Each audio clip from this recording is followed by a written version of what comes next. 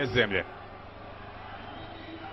Adem Ljajić u prvom planu u finišu sezone, zaista je nevjerovatan incident kada ga je napao trener Fiorentine Delio Rossi. Vidjet ćemo šta će biti sa Ademom Ljajićem koji je dakle u sastavu od starta, a prvo i himna Srbije.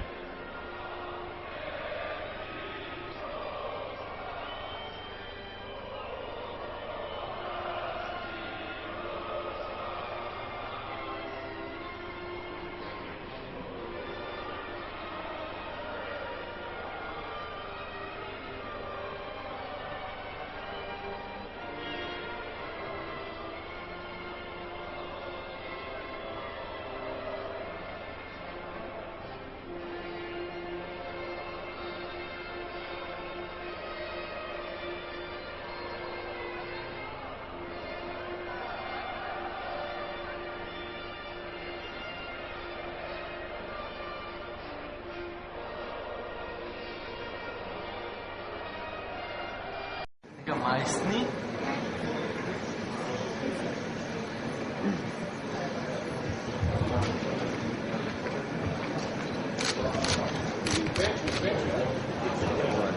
Pa dobro, eto, znate već šta se desilo, vidim da ste svi upućeni u to, meni je stvarno žao. Još sam pod utiscima, ali šta da se radi, to je život, idemo dalje. Žao mi je što se sve ovo izdešavalo. Ja stvarno, naravno, poštujem sve, respektujem svakog.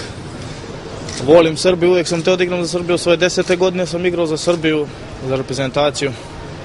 Desilo se to da su tražili, selektori tražili da svi pevaju himnu.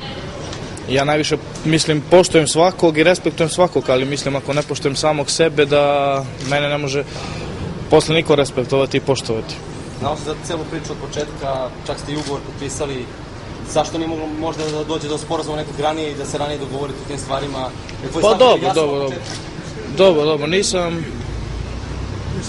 dobro, nisam ja puno, pričali smo o tome i to je to.